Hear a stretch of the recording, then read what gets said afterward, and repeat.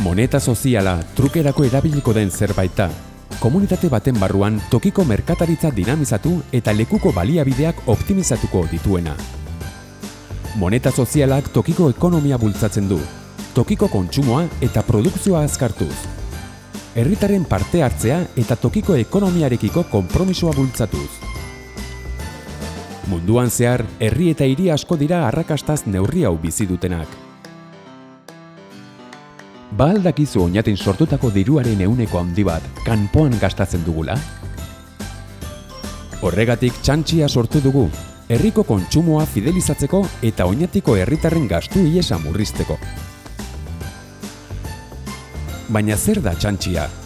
Proiektura atxikitutako merkataritza, ostalaritza eta zerbitzu establezimenduen artean onartu eta erabiliko den txanpona da. Txantxiaren baliokidetasun edo kanbio tasa euro bat, txantxi bat izango da. Nola lortu daiteke txantxia? Oñatiko udalaren bitartez, Oñatiko Garapen eta Turismo Agentzia izango da monetanen erakunde jaulkitzailea. Txantxiak eskuratzean, erabiltzaileari aldez aurretiko deskontu edo obari bat aplikatuko zaio. Eurotan egiten duen ekarpen balioaren 5%. Zirkulazio handiagoa sustatzeko neurri gisa, txantxi bakoitzak aurrez ezarritako iraungitze data bat izango du. Biletearen atzealdean adieraziko dena.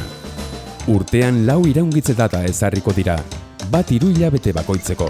Txantxiak iraungitze data baino lehen ez erabiltzeak tasa txiki bat ekarriko du, iraungitze data eguneratzeko momentuan aplikatuko dena. Biletearen balioaren 3% izango da hori. Era honetan pilatutako zenbatekoak gizarte funtsera bideratuko dira. Txantxiak eskuratzeko orduan, erabiltzaileak bere obariaren zati bat gizarte funtsera bideratu gura duen ala ez erabaki ahal izango du. Erabiltzaileek ezin izango dituzte euren txantxiak eurotara trukatu, eta beraz, bere ganatutako txantxiak proiektutara atxikitutako establezimenduetan erabili beharko dituzte.